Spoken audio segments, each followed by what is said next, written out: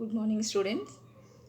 Today's topic is plasma membrane, the structure of plasma membrane. Generally, all the cells are covered by cell wall, and inner to the cell wall there is plasma membrane, which is living and flexible. It is present in all the living cells.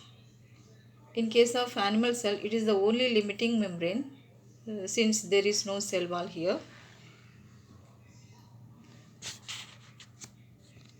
So, coming to this introduction of this plasma membrane, this plasma membrane is an important characteristic feature of the living cells.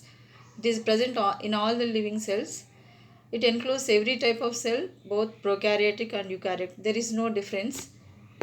In all the living cells, the cell is protected. The cytoplasm is protected by this cell membrane or plasma membrane. In case of plant cells, just above this plasma membrane, there is one more covering called cell envelope called cell wall. It physically separates the cytoplasm from the surrounding cellular environment. That is, inside the cell, there is a living substance called cytoplasm, which is separated from the outside environment by the plasma membrane in case of animal cell. In case of plant cell, in addition to this cell membrane, there is one more envelope that is called cell wall. It is about 8 to 10 nm in thin. That means it's about 8 to 10 nanometers in thickness. It is elastic and living, dynamic and selectively permeable barrier. That means this cell membrane, which allows only certain particles to pass through it. That means it selects the molecules which can pass through it by itself. So it is semi-permeable or selectively permeable membrane. It controls the entry and exit of molecules and ions and generates difference in ion concentration between the interior and exterior of the cell. That is, outside the cell there is an environment which is there may be a difference between the outside environment inside the in the cell, that is in the cytoplasm. So it maintains a balance or equilibrium within the cell.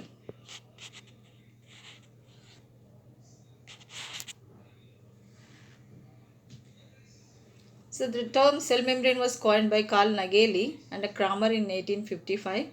So previously, that is at the beginning, it was assumed that by Charles Overton that plasma membrane is composed of only lipids. But this nature, the chemical composition, if it is having only lipids, it is unable to explain the semi-permeable nature of the plasma membrane. So this theory lost its importance. Later, and the further studies, plasma membrane composition was studied by so many scientists. Lipids which are present in the plasma membrane is should be it is completely made up of phospholipids, according to some. Again, the Scotter and Grindel in 1925, they proposed this plasma membrane is composed of only phospholipid bilayer. Previously, it was assumed that it is only the lipids. Later on, it is phospholipids.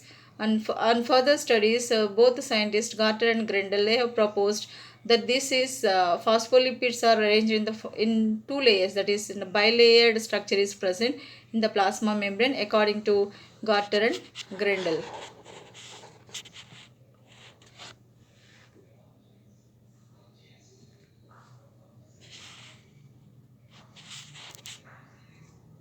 So coming into the chemical composition of plasma membrane, so this plasma membrane, which is a living membrane, thin membrane, elastic membrane, it is made up of, it is composed of three components.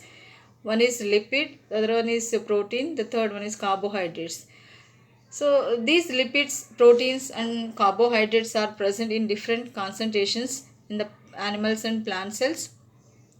Mostly the lipids are 40% and 52% and carbohydrates are 8%. So this is the chemical composition of this plasma membrane.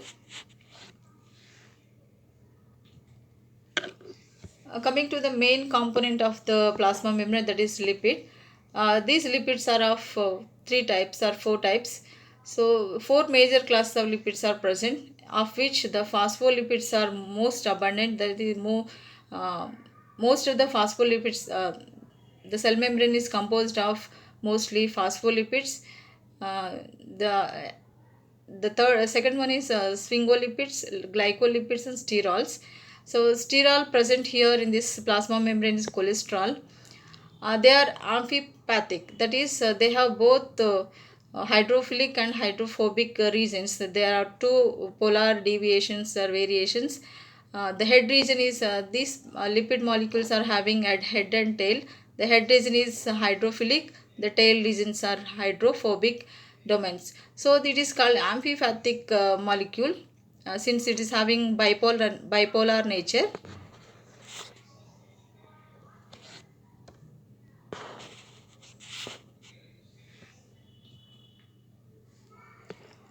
This is the structure of lipid molecule, which shows the head region and tail region. Head region is called polar region, the tail region is non-polar region. So this polar head it has affinity to form hydrogen bonds with the proteins which are present outside. The non-polar region is unable to form a hydrogen bonds, that is hydrophobic in nature.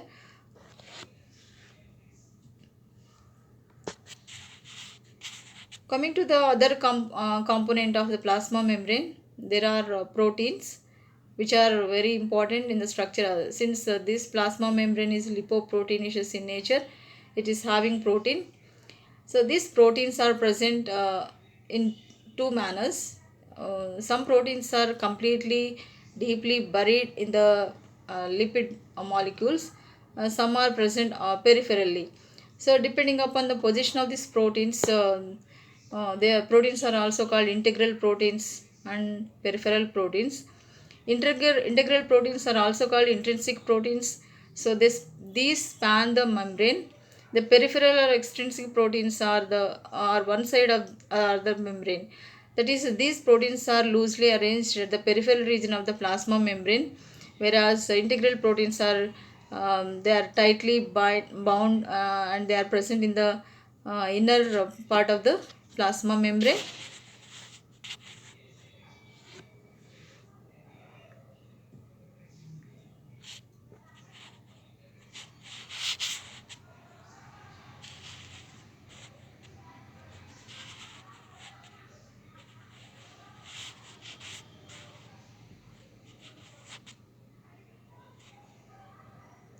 So this shows the arrangement of proteins in the plasma membrane.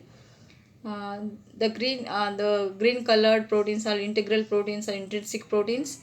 The violet color in the diagram, that these proteins are extrinsic proteins. So these proteins are not tightly bound. They are at the periphery of the plasma membrane, whereas intrinsic proteins are present deep in the plasma membrane structure.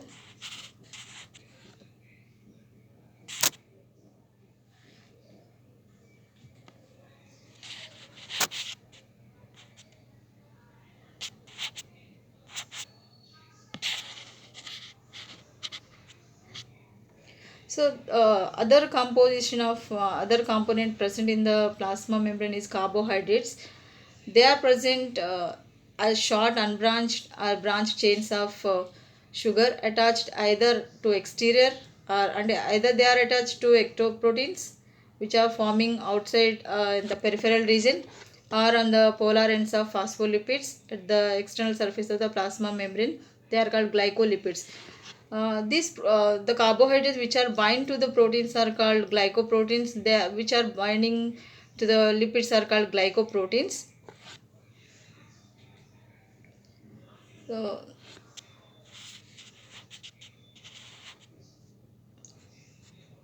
there are different models suggested by different scientists to explain the structure of plasma membrane. First thing is sandwich model. It is also called trilamellar model. It was proposed by Daniel and Davison in the year 1935. This model explains the arrangement of lipids and proteins in the plasma membrane to explain its character, that is its function, semi-permeable nature. According to this model, the sandwich model or trilamellar model, the proteins and lipids are present in three layers or in the form of three plate-like structures. Outer layer is made up of proteins, inner layer is made up of proteins. In between these two, there is bilayered lipid molecules are present. So this may be around 10 mm in thickness or 8 nm. So total is totally this sandwich model. So the bipolar molecules are sandwiched in between these protein layers. The layer which is outside is called outer protein layer. The layer which is inside the plasma inside the lipid layer is called inner protein layer. In between these two protein layers, there is bipolar lipid molecules are arranged in a plate like manner. So it appears this structure appears like a sandwich. So in between the protein layers, the bilipid layer is sandwiched, so it is called sandwich model. It is also called trilamellar model because these molecules, lipid molecules and protein molecules are arranged in three definite layers, so it is called trilamellar model. This model is it has lost its importance because of its inability to explain the semi-permeable nature of the plasma membrane. That is, the main function of the plasma membrane is semi-permeable nature, which cannot be explained by this model. So if at all the molecules, proteins and lipids are arranged in this manner, it cannot explain the semi-permeable nature of the plasma membrane. So this model is not at all accepted model.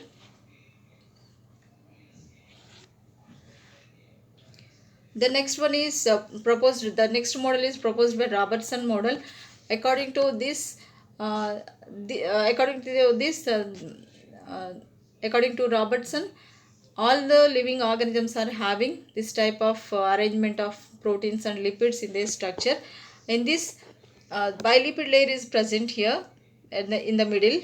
Their hydrophobic tails are facing to each other. Hydrophilic heads are away from each other. So they are facing towards periphery. The head region is having affinity to form hydrogen bonds with the proteins present outside. So it is unit for all the living organisms, so it is called unit membrane model. According to this model, the thickness of the plasma membrane is about 7.5 nanometers in thickness, of which 3.5 is nm is bilipid molecule layers on either side, 2 nm and 2 nm each of the protein layer. The outer layer which is having proteins, so outer protein layer, inner one is called inner protein layer. This head region binds with the proteins both the sides. So this is somewhat it appears like trilamellar model, but it explains the unity of living organisms. So according to Robertson, all the living organisms have this type of structure or arrangement of lipids and proteins. So it is unity in all the living organisms. So the name, the theory, the model has got its name, unit membrane model. So this model is also unable to explain the semi-permeability of this plasma membrane. So it has no importance. It is not at all accepted membrane. So coming to the very important model that is accepted model is fluid mosaic model. This was proposed by Singer and Nicholson. It was widely accepted fluid model. According to this model, the lipids are the lipid molecules. Bilipid layer is in the form of sea, in which proteins are present like icebergs in a sea. So they float in the lipid sea just as icebergs. According to this model, the bilipid layer is in the form of a liquid in which proteins are here and there zigzagly arranged in a mosaic fashion. So it is the name got fluid mosaic model.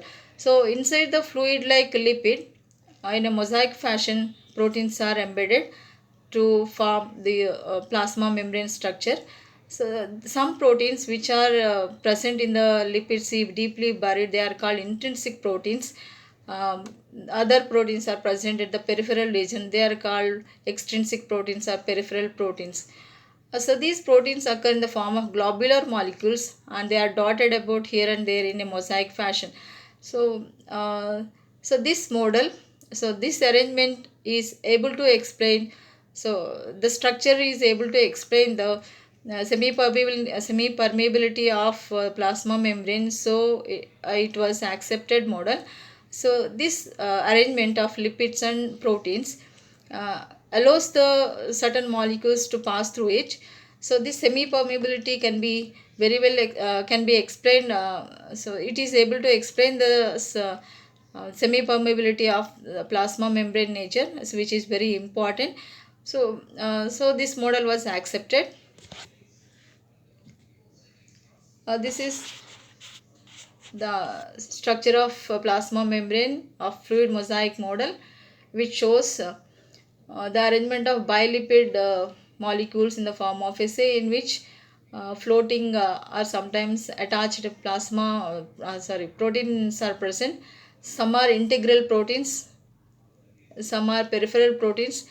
These peripheral proteins are having connections with the carbohydrate to form glycoproteins, and also they are attached to the phospholipids to form glycolipids. So this arrangement clearly explains the semi-permeability. So the molecules of plasma membrane, the chemical composition of plasma membrane, which involves the carbohydrates, lipids and proteins. So the arrangement of this type of structure, in this structure, so it allows the movement of certain molecules to pass through it. So it doesn't allow certain molecules to pass through it. So it shows a variation in this permeability. So it is called selectively permeable or semi permeable nature of the plasma membrane. It is common in all the living organisms. The structure and function of plasma membrane is similar in all the living organisms, whether it is a prokaryotic or eukaryotic cell. There is no change.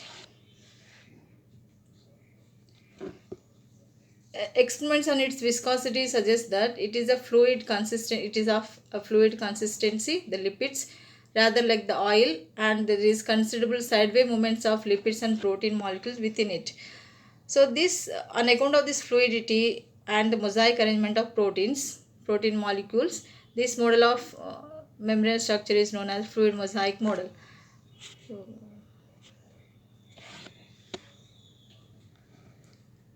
So there are these are the membrane proteins which helps in certain activities, certain functions. So these proteins, they recognize the cell.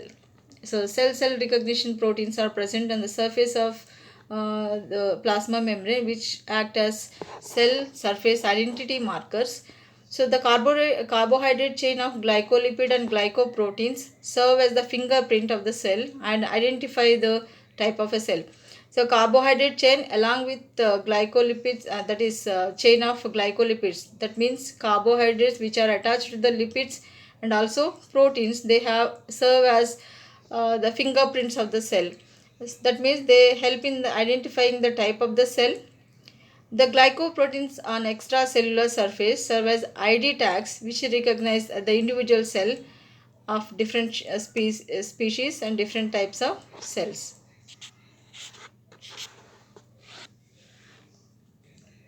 So integral proteins, the integrins, they provide strength to the cell membrane. The proteins which are buried in the plasma membrane, that is in the lipid sea, they they will strengthen they give the strength to the cell membrane. These integrins attach the cytoskeleton and the extracellular matrix to maintain the cell shape also. So in case of animal cell, there is no cell wall which gives a definite shape to the cell in a plant cell. In animal cell, this plasma membrane is the only outermost covering. So the proteins which are present in the deeply buried in the plasma membrane, they are attached to the cytoskeleton of the cell and extracellular matrix to maintain a cell shape and stabilize proteins.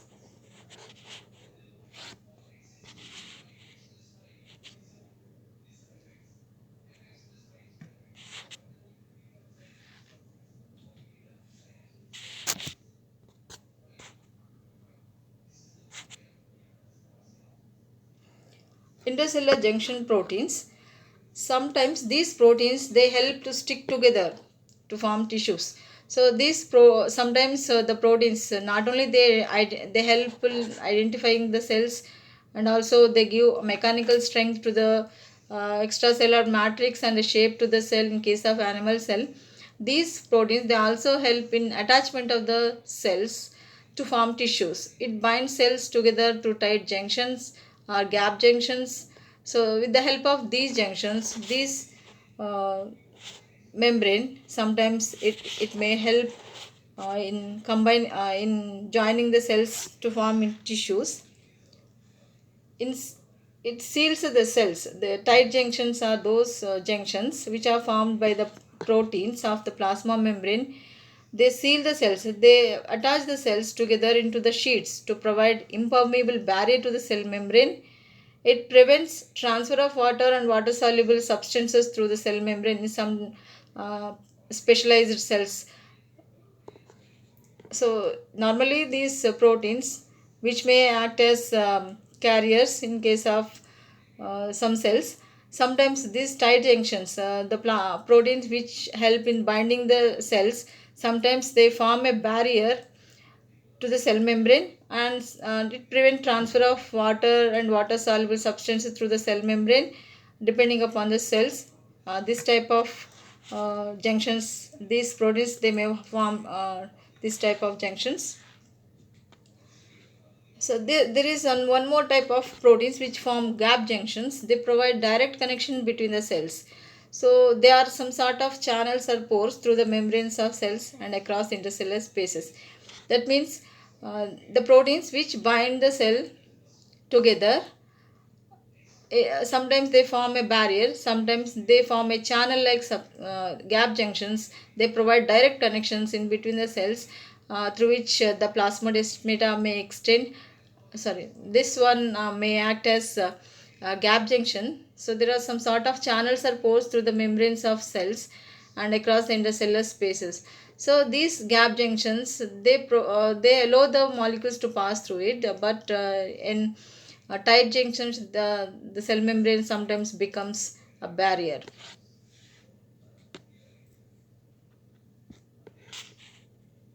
So there is enzymatic membrane proteins. Sometimes the proteins which are present in the cell membrane they act as enzymes.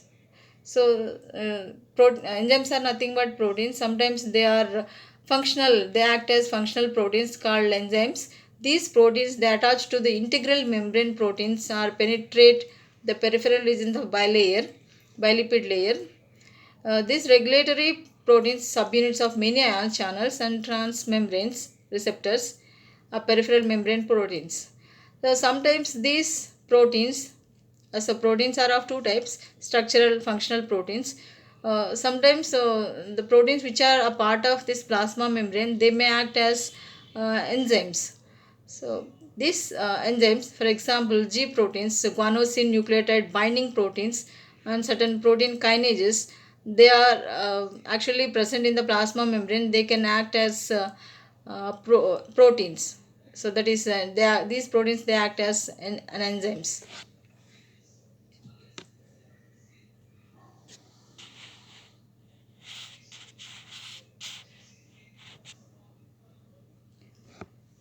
So the proteins which are present in the cell membrane, they act as receptor proteins, signal transduction.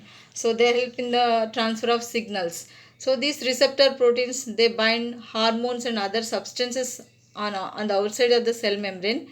That binding process triggers a change inside the cell called signal transduction. So sometimes these binded proteins which are present in the plasma membrane, they act as receptor. They receive the signals. So this that results in the transport of certain substances in between the cells. So the proteins which are present in the plasma membrane they also act as receptors for signals and transfer the particular. They help in the transportation of proteins into the membrane.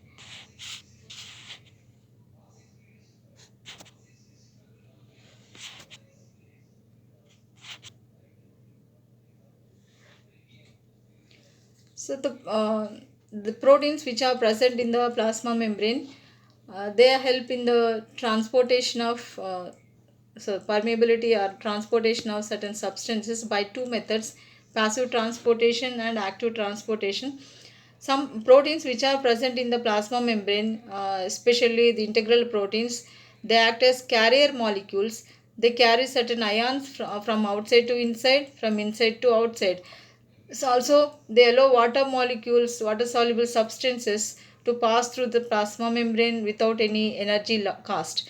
And that means the passive transportation requires no energy. That is, in some cases which act as a carrier, they require ATP, which is the metabolic energy, to become active, and they carry the molecules from outside to inside, inside to outside.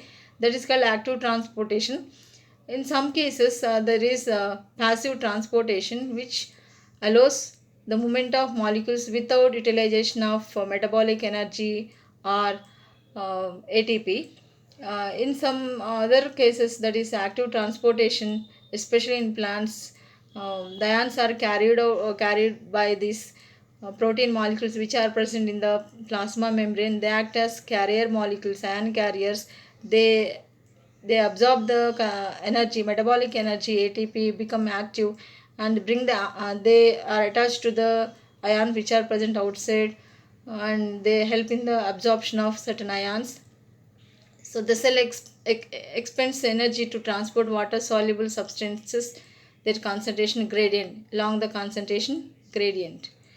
So coming to the functions of plasma membrane, not only this transportation, but also there is uh, the help in the plasma membrane gives a definite shape to the animal cell, and gives mechanical support to the animal cell. They help in the transportation by passive method and active method.